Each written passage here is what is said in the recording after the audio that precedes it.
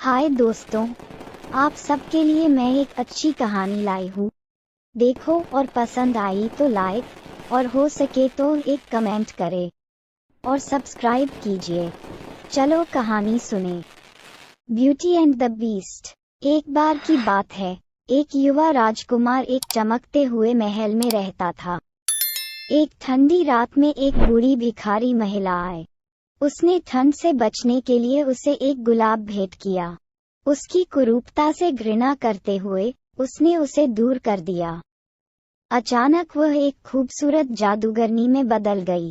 राजकुमार को दंडित करने के लिए उसने उसे एक भयानक जानवर में बदल दिया।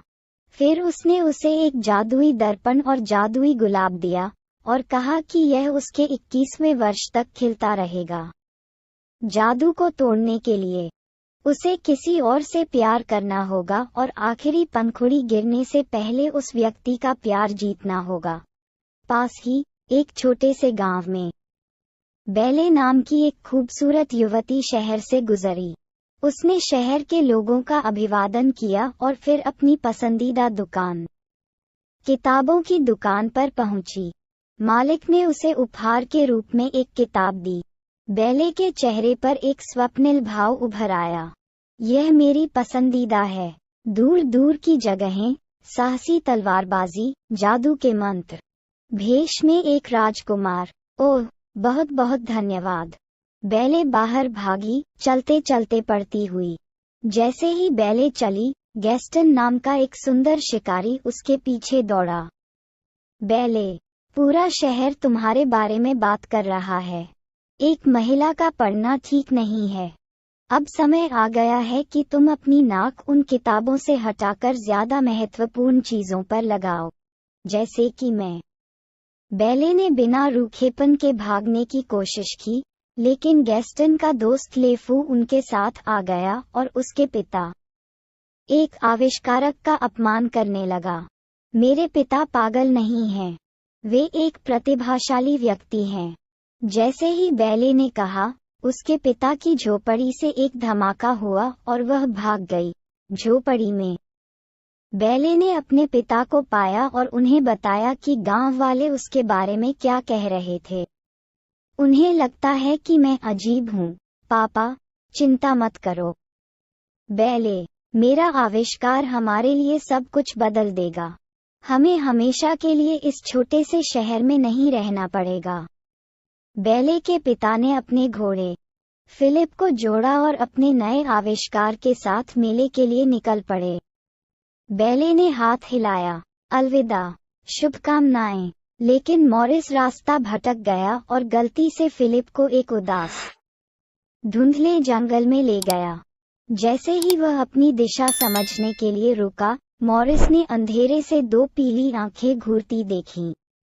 यह एक भेड़िया था। फिलिप ने पीछे हटकर भाग लिया। भयभीत मॉरिस जंगल में भाग गया और भेड़िए उसके पीछे दौड़ रहे थे। जब वह एक ऊंचे, भारी गेट पर पहुंचा, तो मॉरिस अंदर घुस गया और भेड़िए पर गेट पटक दिया, जिसके तीखे दांत उसके पैर पर लग गए। अभी भी कांपते हुए मॉरिस ने मुड़कर एक विशाल, भयावह महल देखा। नमस्ते, मैंने अपना घोड़ा खो दिया है और मुझे रात के लिए रहने के लिए एक जगह चाहिए। बेशक, महाशय, आपका यहाँ स्वागत है। मॉरिस ने चारों ओर घूमकर देखा। वहाँ कोई भी नहीं था। फिर उसने नीचे देखा और एक कठोर, भौहें सिकोड़े हुए चेहरे वाली एक मेंटल घड़ी देखी। उसके बगल में एक मुस्कुराता हुआ कैंडेलब्रा खड़ा था। मॉरिस ने घड़ी को पकड़ा और उसकी जांच की। यह असंभव है। क्यों?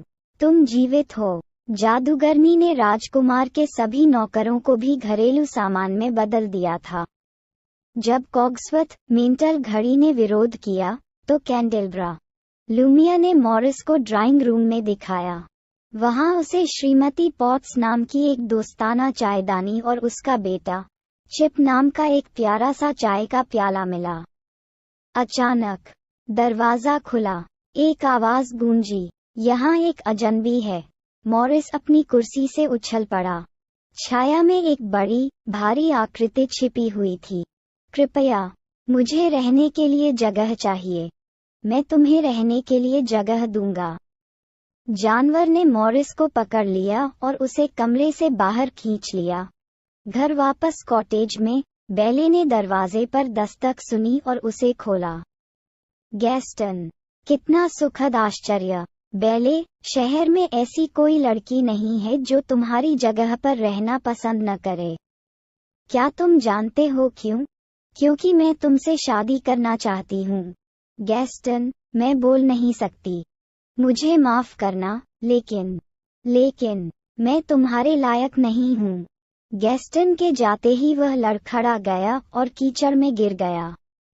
जब बेले ने बाहर झांका, तो उसने देखा कि गांव वाले उसके आंगन में शादी की उम्मीद में इकट्ठे हुए थे। पादरी और गैस्टन के सभी दोस्तों ने उसे अपमानित होते देखा। गांव वालों और बहुत गुस्से में गैस्टन के चले जाने के बाद बेले मुर्गियों को खिलाने के लिए बाहर भागी। वहां उसने फिलिप को अकेला पाया।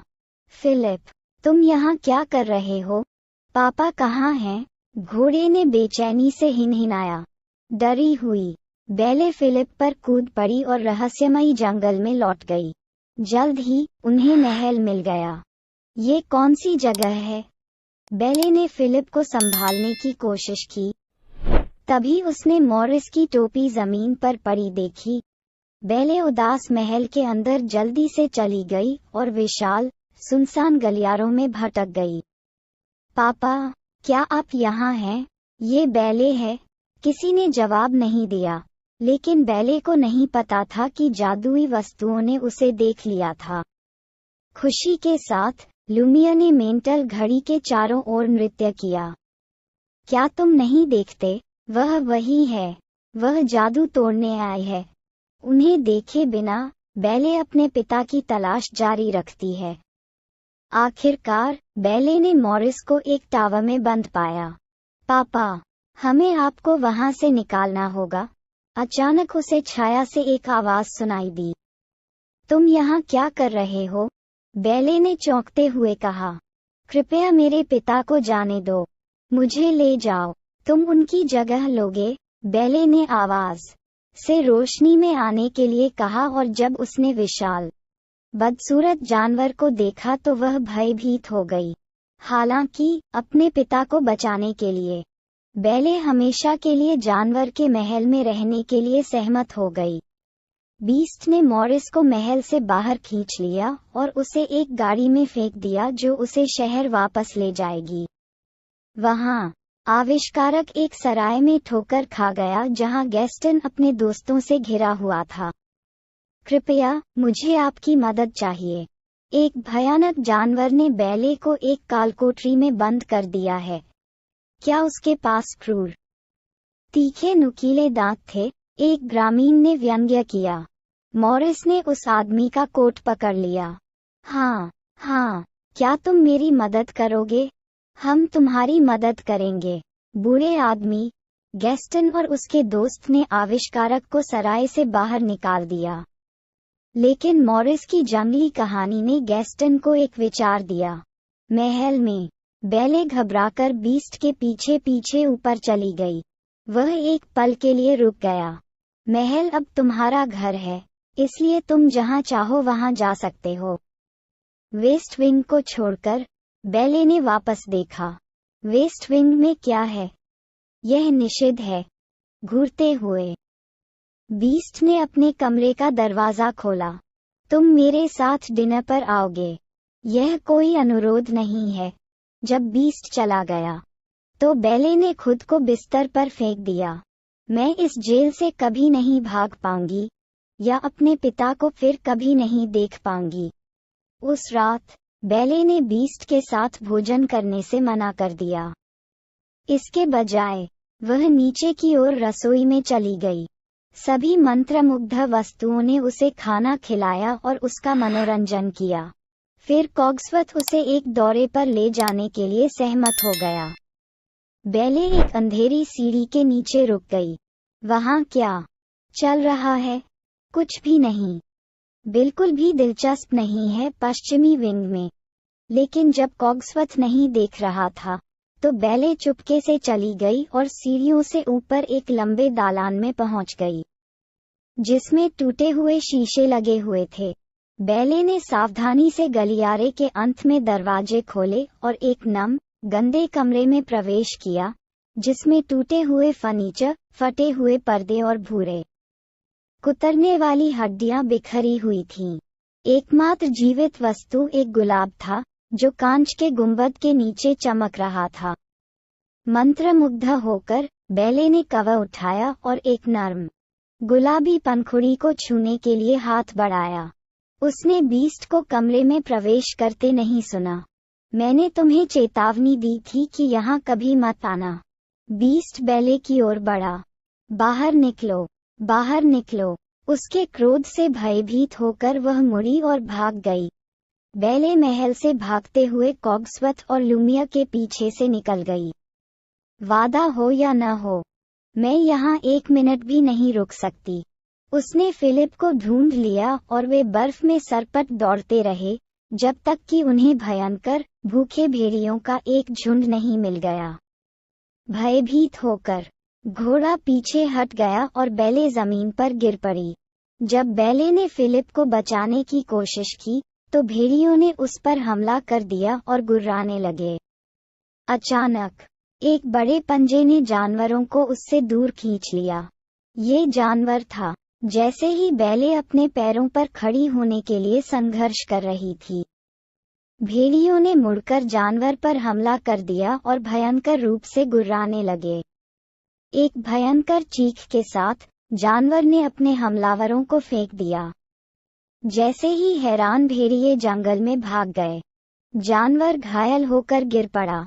बैले जानती थी कि यह उसके भागने का मौका था, लेकिन जब उसने गिरे हुए जानवर को देखा, तो वह उसे छोड़ नहीं पाए। यहाँ, फिलिप के सहारे झुक जाओ, मैं तुम्हें महल में वापस जाने में मदद करूंगा। इस बीच गैस्टन और लेफू मॉरिस को मॉन्सियर डी आग के पागलखाने में डालने की योजना बना रहे थे, जब तक कि बैले गैस्टन से शादी करने के लिए सहमत न हो जाए। महल में बैले ने बीस्ट के घाव साफ किए और अपनी जान बचाने के लिए उसे धन्यवाद दिया। बाद में जब उसने उसे एक सुंदर पुस्तकालय दिखाया तो वह काफी हैरान रह गई। मुझे यकीन नहीं हो रहा, मैंने अपने पूरे जीवन में इतनी सारी किताबें कभी नहीं देखी। बीस्ट पहली बार मुस्कुराया। तो ये तुम्हारी है।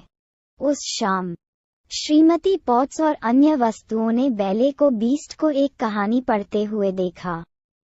वे इस उम्मीद से भर गए कि बीस्ट और बैले प्यार में पड़ रहे हैं।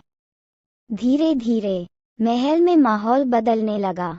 बैले और बीस्ट ने साथ में पढ़ा, साथ में खाना खाया और बर्फ में साथ में खेला। उन्होंने स्नोबॉल फाइट भी की। जब बैले ने बड़े अजीब बीस्ट को कुछ पक्षियों को खिलाने की कोशिश करते देखा, तो उसे एहसास हुआ कि उसके अंदर एक दयालु, कोमल पक्ष है, जो उसने पहले कभी नहीं देखा था। बदले में बीस्ट को उम्मीद होने लगी कि बैले उसकी देखभाल करना शुरू कर देगी। उसने अपना कमरा साफ किया, नहाया और शाम के लिए तैयार हुआ। जब बैले ने उसे नृत्य करना सिखाया तो वह बहुत खुश हुआ। उस शाम बीस्ट ने बैले से पूछा कि क्या वह खुश है। हाँ, मैं सिर्फ यही चाहती हूँ कि मैं अपने पिता को देख सकूं। मुझे उनकी बहुत याद आती है। कोई रास्ता है? बीस्ट ने बैले को जादुई आईना दिखाया। उसमें उसने अपने पिता को जंगल में खोया हुआ देखा, जो उसकी तलाश में बीमार थे। जब बीस्ट ने बैले के चेहरे पर दुखी भाव देखा, तो उसने उसे जाने देने का फैसला किया, भले ही इसका मतलब ये हो कि वह फिर कभी इंसान नहीं बन पाएगा। बैले के जाने से पहले उसने उसे जादुई आईना थमा दिया। इसे अपने साथ ले जाओ ताकि तुम्हारे पास हमेशा पीछे मुड़कर देखने और मुझे याद करने का एक तरीका हो। दिल टूटा हुआ बीस्ट ने देखा कि बैले फिलिप से दूर चली गई। जब उसने जंगल में अपने गरीब पिता को पाया, तो बैले उन्हें अपने घर ले आए ताकि वह उन्हें स्वस्थ कर सके।